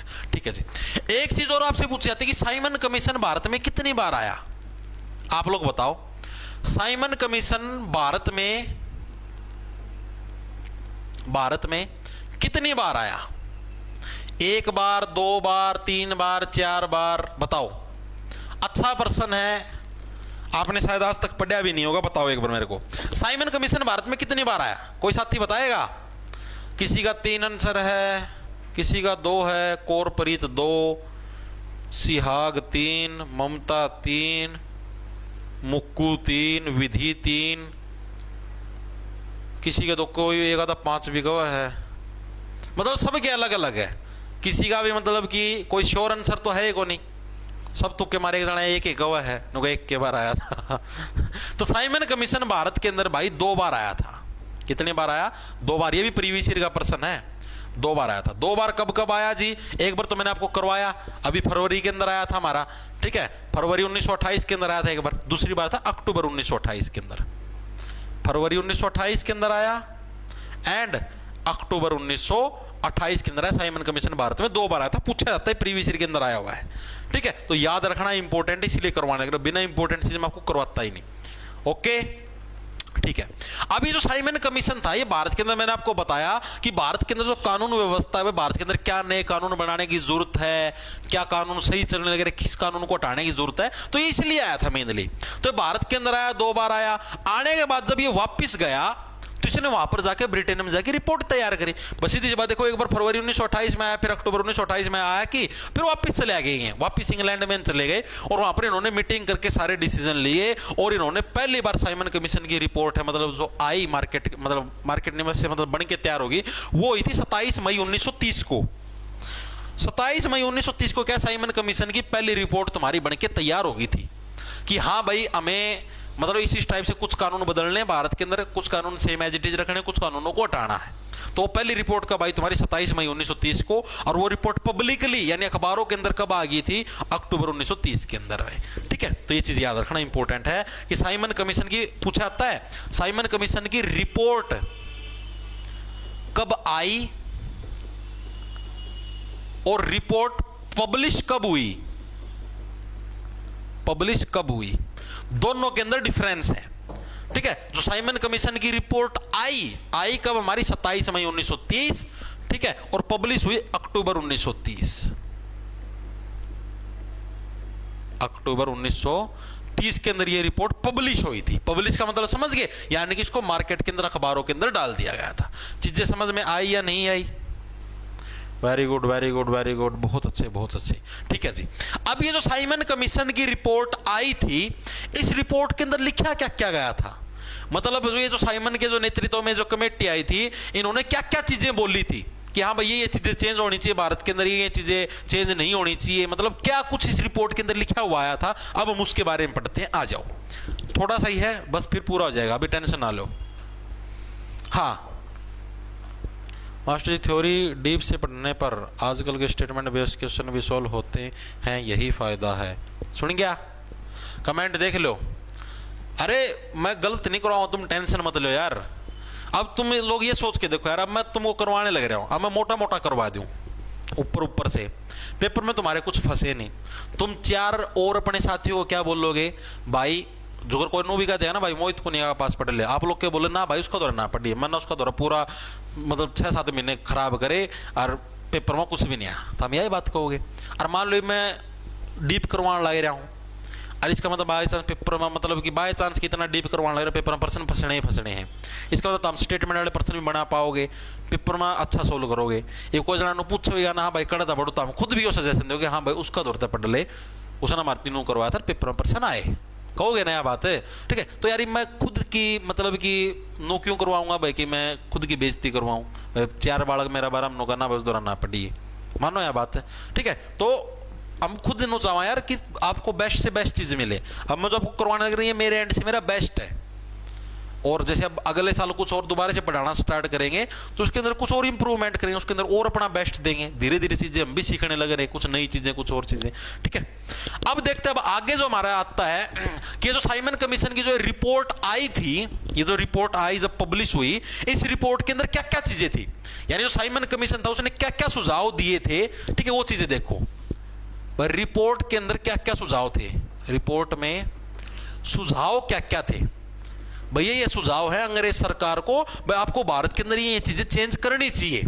ये साइमन कमीशन जो 7 लोगों की कमेटी थी उन्होंने ये रिपोर्ट बनाई थी। तो इन्होंने पहला वो तो क्या बनाया कि भारत में एक संघीय शासन होना चाहिए, भारत में संघीय शासन। संघीय शासन का मतलब समझ गए, यानी कि राज्यों का ग्रुप शासन होना चाहिए। वजह से मान लिया जैसे अब है ना बड़े भारत के अंदर शासन, इसी टाइप का शासन होना चाहिए। वजह से सारे राज्य हैं वो एक प्रधानमंत्री हो या राष्ट्रपति हो, मतलब वॉइसरॉय है जो भी है, इसके अधीन सारे के सारे काम करने चाहिए, मतलब एक राज्य के अधीन पूरे देश के राज्य काम करने चाहिए, ये शासन होना चाहिए। एक सेकंड रुकना भाई।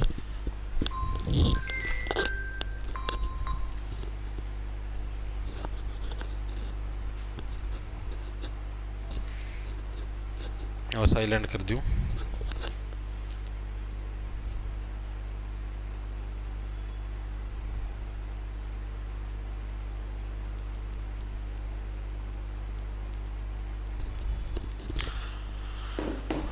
ठीक है, हाँ। तो इस टाइप का शासन होना चाहिए। संघ का मतलब क्या होता है? ग्रुप ऑफ स्टेट्स, उसी को तो संघ बोलते हैं। ठीक है, तो इस भाई इसको भारत से अलग करके एक अलग देश बना दो, या अलग इसको अपने हाथ में जो भी सत्ता है वो सौंप दो। तीसरा इन्होंने बोला जो सिंध है, जो सिंध जो प्रदेश है उसको बंबई से अलग कर दो। बंबई से अलग कर दो। किसको कर दो? सिंध को है बंबई से अलग कर दो। तीसरा सजेशन इन्होंने ये दिया, सिंध को बंबई से अलग करके अलग बना दो। ठीक है, पहले जो वोटिंग होती थी ना, मतलब इलेक्शन भी इन्होंने स्टार्ट कर दिए थे भाई, इस टाइप से इलेक्शन करेंगे। तो वोटिंग सिर्फ 3% लोग देश के अंदर वोट डालने जाते हैं। आप सोचो 3% बहुत कम है। अगर 1 करोड़ जनसंख्या तो उसका बस 3% लोग उतने ही वोट डालने जाते थे, बाकी जाते ही नहीं थे, यानी 3-1 लाख लोग। ठीक है, तो जो वोटिंग परसेंटेज है इसको बढ़ाया जाए। वोटिंग है वो आपकी 3% से कितनी 10% की जाए। ये भी प्रीवियस ईयर के अंदर पूछा गया था कि जो साइमन कमीशन की जो रिपोर्ट आई थी उसके अंदर वोटिंग को कितने % बढ़ाने की बात करी गई थी। तो 3 से 10% आपकी वोटिंग की जाए। पहले 3% होती थी, 10% की जाए। ये आपका मतलब कि इसके अंदर सुझाव दिया गया था। जो पांचवा जो सबसे इंपॉर्टेंट वो क्या है? सांप्रदायिक निर्वाचन आपका जारी रहना चाहिए। ये मेन इंपॉर्टेंट लाइन है। निर्वाचन जारी रहना चाहिए। इसका मतलब क्या है? सांप्रदायिक निर्वाचन का मतलब जैसे आपने देखा धर्म के आधार पर इलेक्शन होने लग रहे थे। मुस्लिम लीग ने क्या बोला था? भाई हमारा अलग से इलेक्शन करवाओ, उसके अंदर सिर्फ मुस्लिम कम्युनिटी के लोग ही इलेक्शन के अंदर उठेंगे, मुस्लिम कम्युनिटी के लोग ही विधायक बनेंगे और मुस्लिम कम्युनिटी के लोग ही वोट डालेंगे उसके अंदर। सांप्रदायिक इलेक्शन हो गया। सांप्रदायिक का मतलब है धर्म के आधार पर भेदभाव। हिंदू धर्म वाले बोल रहे हैं हमारा अलग इलेक्शन करवाओ, ईसाई अलग बोल रहे हैं, सिख अलग बोल रहे हैं, मतलब हर धर्म के लोग बोलने लग रहे हैं हमारा अलग इलेक्शन करवाओ। तो ये खुद कहने लग रहे थे अंग्रेज कि हाँ भाई इस टाइप का निर्वाचन है, यानी जो इलेक्शन है वो जारी रहना चाहिए। ये इस रिपोर्ट के अंदर चीजें मतलब कि सारी चीजें आपकी सेट करी गई थी। ठीक है, और इस टाइम जब ये रिपोर्ट आई तो इसका विरोध करा भारत के लोगों ने। भारत के लोगों ने बोले नहीं भाई ये चीजें नहीं होनी चाहिए, हम तो साइमन कमीशन के ही समर्थन में नहीं थे और तुमने ये जो रिपोर्ट तैयार करके दी तो बिल्कुल ही गलत है। बर्मा को तुम भारत से अलग करने लगे, सिंध को अलग करने लग रहे हो। ठीक है, और भारत के अंदर ये सांप्रदायिक निर्वाचन इसको बढ़ाने लग रहे हो, और हमको ये भारत के अंदर संघीय शासन ये फालतू चीजें नहीं चाहिए, हमें चाहिए खुद का राज। भाई तुम लोग भारत को परमानेंट छोड़ के जाओ, हमें खुद का राज चाहिए। ठीक है, ये चीज इन्होंने बोली थी। ठीक है, और इसी टाइम क्या था, मतलब भारतीय लोगों ने विरोध किया। तो विरोध के बाद जो उस टाइम अंग्रेजी वॉइसरॉय था, जिस टाइम ये रिपोर्ट आई उस टाइम जो अंग्रेज जो वॉइसरॉय था वो कौन था? उस टाइम जो अंग्रेज वॉइसरॉय था, जिस टाइम ये रिपोर्ट आई जिसके अंदर ये पॉइंट लिखे गए थे, उस टाइम जो वॉइसरॉय था वो था बर्कनहेड। क्या नाम था उसका? बर्कनहेड वॉइसरॉय था। और इसने ये एक बात बोली थी। उसने एक बात क्या बोली? ये ऐसे बोला कि सर्वसम्मति से, यानी सर्वसम्मति मतलब अगर भारत के सारे लोग भी अगर आपस में मिल जाए ना तो भी ये मिलके अपना खुद का संविधान नहीं बना सकते, सिर्फ विरोध कर सकते हैं कि ना गलत बना दिया, ना नो कर दिया। ये खुद का संविधान नहीं बना सकते, सिर्फ विरोध कर सकते हैं। ये बात इन्होंने बोली थी, इंपॉर्टेंट है। इन्होंने क्या लाइन बोली कि सर्वसम्मति से भी अगर सारे भारत के लोग अगर एक साथ भी मिल जाए ना, सर्वसम्मति से भी भारतीय अपना संविधान नहीं बना सकते, अपना संविधान नहीं बना सकते। ठीक है, ये सिर्फ विरोध कर सकते हैं। ये लाइन जब इन्होंने बोली तब उस टाइम जो ये मोतीलाल नेहरू और होते थे ये ऐसे बोले यह बात है कि तो अगर हम अपना संविधान बना के दिखा दें तो तुम अब हमारा देश छोड़ के चले जाओगे, हम अपना संविधान खुद बना लेंगे। ठीक है, और हम लोग खुद सारी चीजें हैंडल कर लेंगे, तुम हमारा बस देश छोड़ के चले जाना, सारी सत्ता हमको हैंड ओवर कर देना। फिर अंग्रेज बोले ठीक है तो हम संविधान बना के तो दिखाओ मेरे लग। तो उस टाइम क्या है, फिर नेहरू जी ने, जो मोतीलाल नेहरू थे, यानी जवाहरलाल नेहरू नहीं आएगा यहाँ पर, इस चीज को दिमाग में सेट रखना। जवाहरलाल नेहरू की अभी यहाँ पर कोई बात नहीं है, यहाँ पर मोतीलाल नेहरू की बात है जो कि जवाहरलाल नेहरू के पिताजी थे। ठीक है, तो उन्होंने एक रिपोर्ट पेश करी जिसका नाम था नेहरू रिपोर्ट। और इस नेहरू रिपोर्ट के अंदर ही अलग अलग जो देश भर से जितनी भी पार्टियां थी, पॉलिटिकल जो पार्टी थी, टोटल 29 पार्टियां थी उस टाइम। उन 29 पार्टियों के अंदर से 8 लोग चुने गए कि हाँ भाई ये 8 लोग हैं, ये संविधान मतलब जो मेन इंपॉर्टेंट जो संविधान तैयार करने हैं उसके जो पॉइंट बताएंगे उसके अंदर इनको चुना गया। ठीक है, और मोतीलाल नेहरू इस जो 8 लोगों की कमेटी थी उसके हेड थे। ठीक है, और उन्होंने नेहरू रिपोर्ट पेश करी जो कि 1928 को तुम्हारी पब्लिश हुई थी। ठीक ठीक है, ये बात पहले की कही हुई थी। ये जो तुम्हारी ये क्या नाम था, जो ये साइमन रिपोर्ट आई थी, इससे पहले की बात है, ये कही हुई, जो इसने कही थी ये बर्कनहेड ने। ये बात मतलब आप ये मत समझ लेना भाई जो साइमन की रिपोर्ट आई थी इसके बाद ये बात कही है, नो। जिस टाइम भारत के लोग विरोध करने लग रहे थे ना भाई, जैसे आपको देखो दिखाने लग रहा, तो जैसे यहां पर आपके भारत के लोगों ने विद्रोह किया कलकत्ता के अंदर, लखनऊ के अंदर, लाहौर के अंदर, उस टाइम ये बर्कनहेड था, उस टाइम भारत का वॉइस रहे, उसने ये बात कही थी कि भारत के लोग सिर्फ विरोध करना जानते हैं, ठीक है, अगर वो सारे इकट्ठे हो जाए तो भी अपना संविधान नहीं बना सकते। तब नेहरू जी ने नेहरू रिपोर्ट पेश करी थी कि हाँ भाई हम भी अपना संविधान बना सकते हैं, और उसके बाद ये तुम्हारी साइमन कमीशन की रिपोर्ट आई थी। चीजें संविधान आए, चीजें समझ में आई या नहीं है। और जो नेहरू रिपोर्ट है इसी को वर्तमान संविधान का ब्लूप्रिंट भी बोला जाता है। इंपॉर्टेंट प्रश्न एग्जाम के अंदर आया कि वर्तमान संविधान का ब्लूप्रिंट किसको बोलते हैं, नेहरू रिपोर्ट को ही वर्तमान संविधान का ब्लूप्रिंट भी बोलते हैं। अब चीजें बताऊं आगे भाई, इसकी वजह से क्या हुआ था, लिख लो आगे। इसी की वजह से क्या है, इसी कारण नेहरू रिपोर्ट पेश करी गई, इसी कारण नेहरू रिपोर्ट पेश की गई, ठीक है जी। जिसके अंदर टोटल क्या थे, जिसमें 29 पार्टियों से 8 सदस्य चुने गए थे, प्लस मोतीलाल नेहरू लीडर थे, इसके लीडर थे जो नेहरू रिपोर्ट थी, ठीक है। याद रखना नेहरू रिपोर्ट किसकी लीडरशिप में तैयार करी थी, मोतीलाल नेहरू, जवाहरलाल नेहरू मत लिख के आना, गलती मत करना, बहुत इंपॉर्टेंट चीज है, गलती करोगे तुम पक्का, ठीक है। नेहरू रिपोर्ट तुम्हारी पेश कब की गई, तो 1928 में ये पेश की गई भाई, ठीक है। एग्जैक्ट डेट कोई नहीं पूछता, बस इतना याद रखना 1928 के अंदर ये तुम्हारी पेश की गई थी नेहरू रिपोर्ट, ठीक है। और नेहरू रिपोर्ट को ही क्या है, वर्तमान संविधान का ब्लूप्रिंट बोला जाता है, वर्तमान संविधान का ब्लूप्रिंट बोला जाता है भाई, ब्लूप्रिंट बोला जाता है। वर्तमान संविधान का ब्लूप्रिंट किसको बोला जाता है, नेहरू रिपोर्ट को क्या है, वर्तमान संविधान का ब्लूप्रिंट बोला जाता है। इंपॉर्टेंट है ये चीज, बहुत ही ज्यादा इंपॉर्टेंट है, पूछी जाती है कि हमारा जो वर्तमान संविधान है, जो अभी बनाया हुआ है हमारा संविधान, इसका ब्लूप्रिंट किसको बोला गया, नेहरू रिपोर्ट को बोला गया। तो इस रिपोर्ट के मेन बिंदु क्या क्या थे भाई, मतलब किस लिए ये चीजें सेट करी गई, तो इस रिपोर्ट के देखो मुख्य बिंदु देखो क्या थे, मुख्य बिंदु क्या क्या थे इस रिपोर्ट के, इंपॉर्टेंट। अब देखो अब तुम्हें और मजा आएगा भाई, कहानी में ट्विस्ट आ गया। अब ट्विस्ट क्या आया, ट्विस्ट ये आया, नेहरू रिपोर्ट के अंदर जो मोतीलाल नेहरू थे, इन्होंने एक चीज बोली कि भारत को डोमिनियन स्टेट का दर्जा मिले, भाई हमको डोमिनियन स्टेट का दर्जा मिले। डोमिनियन स्टेट कैसे, आपको बताता हूं, देखो डोमिनियन स्टेट का दर्जा मिले। अब जो भगत सिंह और थे ना, ये तो कहने लग रहे थे कि हमें स्वराज चाहिए। स्वराज का मतलब पूर्णतः खुद का राज। अब जैसे मान लिया ये भारत देश है, अब तुमको समझाता हूं, इसके ऊपर अब कंप्लीटली अंग्रेजों का अधिकार है, मान लिया अंग्रेजों का शासन है, ठीक है जी।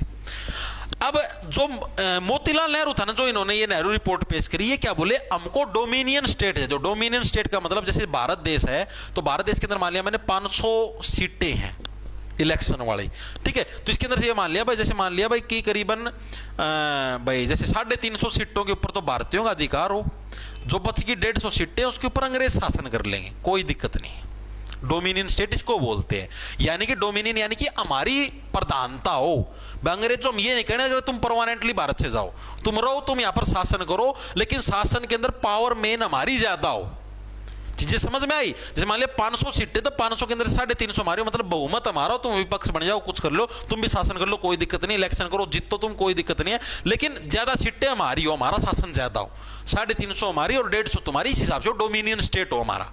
ये इनकी पहली चीज थी, ठीक है जी।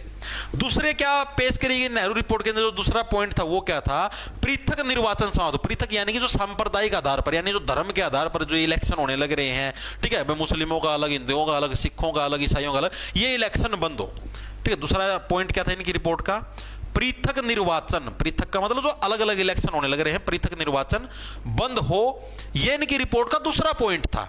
कि इस टाइप से अलग अलग नहीं होने चाहिए। तीसरा पॉइंट था इन्होंने बोला बस संसदीय प्रणाली हो, जैसे ब्रिटेन के अंदर संसद है उसी टाइप से भारत के अंदर भी संसदीय प्रणाली हो। उस टाइम ब्रिटेन के अंदर संसद है, ब्रिटेन की चीजों को फॉलो करने लग रहे थे क्योंकि और तो किसी बाहर देश के अंदर गए ही नहीं थे। ठीक है, तीसरा इन्होंने बोला केंद्रीय विधानमंडल हो, केंद्रीय विधानमंडल हो। केंद्रीय विधानमंडल मतलब यही संसदीय प्रणाली जिसके अंदर एक उच्च सदन हो, ठीक है, एक निम्न सदन हो, इस टाइप से चीजें हो। जैसे अभी नहीं अपना भाई एक लोकसभा एक राज्यसभा, ये नहीं की देन है भाई। ठीक है, और एक आपके पास एक अंतिम अपीलीय न्यायालय हो। अंतिम अपीलीय न्यायालय जैसे सुप्रीम कोर्ट अभी वर्तमान में, उसी टाइप से एक अंतिम अपीलीय न्यायालय हो। तो भाई जहां पर आखिरी में सबसे आखिरी में ये इससे ऊपर मतलब कोई नहीं भाई, इस न्यायालय ने इस कोर्ट ने जो सजा दे दी उसी कोर्ट को माना जाएगा भाई, एक अंतिम अपीलीय न्यायालय भी हो। ये चीज इन्होंने पेश करी थी।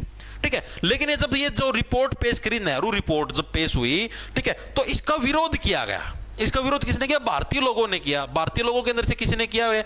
जवाहरलाल नेहरू और सुभाष चंद्र बोस, यानी जो मोतीलाल नेहरू के जो बेटे थे, ये मोतीलाल नेहरू थे, इनके जो पुत्र थे कौन थे? इनके पुत्र थे आपके जवाहरलाल नेहरू। तो जवाहरलाल नेहरू ने इसका विरोध किया। वो ऐसे बोले, विरोध किस पॉइंट पर हुआ? इस डोमिनियन स्टेट वाले पॉइंट पर हुआ। वो ऐसे बोले हमको डोमिनियन स्टेट नहीं चाहिए, हमको पूर्ण स्वराज चाहिए। हमको ये नहीं चाहिए कि 350 सीटों पर हम शासन करें और 150 सीटों पर अंग्रेज शासन करे, बाद आधा देश बांट लिया। नो, हमको कंप्लीट इंडिया चाहिए।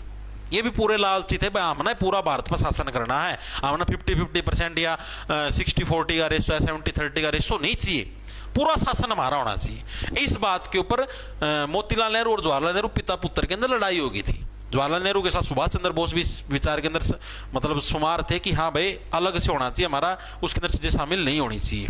ठीक है, तो लिखेंगे कि विरोध किया गया इस रिपोर्ट का। नेहरू रिपोर्ट का विरोध किसने किया? जवाहरलाल नेहरू ने और सुभाष चंद्र बोस ने इसका विरोध किया। जवाहरलाल नेहरू प्लस सुभाष चंद्र बोस, ये एससी बोस समझ गया ना, सुभाष चंद्र बोस, ठीक है, ने इसका विरोध किया। क्यों विरोध किया? क्योंकि ये पूर्णतः स्वराज चाहते थे भाई। विरोध किया बिकॉज ये पूर्णतः स्वराज चाहते थे, पूर्णतः हमारा खुद का राज होना चाहिए, स्वराज चाहते थे। उन्होंने 30% अंग्रेज दे दिया, 40% 20% ना, पूर्णतः खुद का राज, आजादी चाहिए तो पूरी चाहिए। ठीक है, और इसीलिए इन्होंने एक नई पार्टी भी बना दी। जवाहरलाल नेहरू और सुभाष चंद्र बोस ने मिलकर एक नई पार्टी भी बनाई। इसीलिए बनाई थी स्पेशल कि भाई कांग्रेस है, जो कांग्रेस तो अपनी बात नहीं मानने लग रही, क्योंकि कांग्रेस के अंदर मोतीलाल नेहरू थे। भाई ये तो नु कहने लग रहे भाई डोमिनियन स्टेट बना दो, भाई 30-40 का रेशो और ये नु कर लो, आधा आधा शासन कर लेना, ये सिस्टम नहीं चाहिए। इन्होंने खुद की पार्टी बना ली जिसका नाम रख दिया इंडियन इंडिपेंडेंस लीग। ठीक है, नई पार्टी बनाई इंडियन इंडिपेंडेंस लीग, इस नाम से एक नई पार्टी बनाई। ठीक है, बस आज के लिए बस इतना ही। ठीक है, चीजें समझ में आई या नहीं आई एक बार के लिए सभी साथी बताएं। भाई इन्होंने एक नई पार्टी भी बना ली। अब प्रश्न पूछा था आपसे प्रीवियस ईयर के अंदर, इंडियन इंडिपेंडेंस लीग किसने बनाई? तो सुभाष चंद्र बोस और जवाहरलाल नेहरू। ठीक है, किस लिए बनाई? तो जो तुम्हारे ये नेहरू रिपोर्ट थी इसके विरोध में बनाई। ठीक है, तो आज ये नेहरू रिपोर्ट भी तुम्हारी पूरी होगी, बाकी भी मैंने काफी चीजें पढ़ ली। एक बार के लिए मेरे को बताओ, इतने कंसेप्ट सभी साथियों के दिमाग के अंदर घुसे या नहीं घुसे? आज के लिए बस इतना ही करेंगे। हर एक साथी की चीजें समझ में भी आ गई मेरे हिसाब से, और आपको क्लास के अंदर मजा भी आया होगा, इंटरेस्ट भी बना होगा। ठीक है, और इन प्रश्नों की पीडीएफ हो गया, एडिटेड नोट्स हो गए, तो ये सारी चीजें आपको मिल जाएंगी। जॉब्स टारगेट के नाम से आपको ऐप मिला प्ले स्टोर पर, उसको डाउनलोड कर लेना। उधर आप जैसे ही कोर्स के सेक्शन के अंदर जाओगे तो आपको दिल्ली पुलिस कांस्टेबल का कोर्स मिलेगा। और कल दशहरा है, तो दशहरे के ऊपर स्पेशल डिस्काउंट चलाया गया है। अगर आप कैपिटल अक्षर के अंदर पुलिस 50 कोड यूज करते हो तो आपको डिस्काउंट मिलेगा। ठीक है, दशहरे के ऊपर स्पेशल डिस्काउंट है, आज और कल ही रहेगा ये ऑफर, यानी कि 2 अक्टूबर के रात के 12 बजे तक का ये ऑफर रहेगा। तो जो साथी बैच लेना चाहे वो बैच को ले सकता है। डेली आपको मेंटरशिप मिलती है, डेली टारगेट मिलता है, एडिटेड नोट्स मिलेंगे कंप्लीट जीके के साथ में, आपको मैथ रीजनिंग की प्रैक्टिस शीट भी मिलती है, क्लासेज भी मिलती है, कंप्यूटर की लाइव क्लास भी चलती है, साथ में आपको मॉक टेस्ट सीरीज भी मिलती है। सारी फैसिलिटी आपको एक ही बैच के अंदर मिलेगी। ठीक है, बैच से रिलेटेड अगर आपको कुछ पूछताछ करनी हो या फिर आपको कोई भी डाउट हो तो आप व्हाट्सएप पे कर सकते हो। मैंने अभी आपको नंबर भी बताया था, इधर छप भी रहा होगा। ठीक है, किधर गया वो नंबर? ये रहा 81 688 45 241। इस नंबर के ऊपर आप व्हाट्सएप कर सकते हो। ठीक है, ओके, तो भाई मिलते हैं आपके साथ। अब मेरे को ये और बताओ एक चीज, कल की छुट्टी करनी है, कल क्लास लेनी है? कल दशहरा है, कल की छुट्टी करनी है, क्लास लेनी है, आप लोग कमेंट करके जरूर बता देना। अभी नीचे ऑफलाइन कमेंट करके बताना, ठीक है? बता दो मेरे को, अगर आप लोग बोलो ये क्लास लेनी है तो मैं ले लूंगा। अगर आप लोग को त्योहार बनाना, फेस्टिवल बनाना, अपने घर जाओगे तो छुट्टी कर दूंगा, आप बता देना, ठीक है? लेनी होगी तो मैं ले लूंगा अगर आप लोग बोलोगे तो, ठीक है? ओके भाई।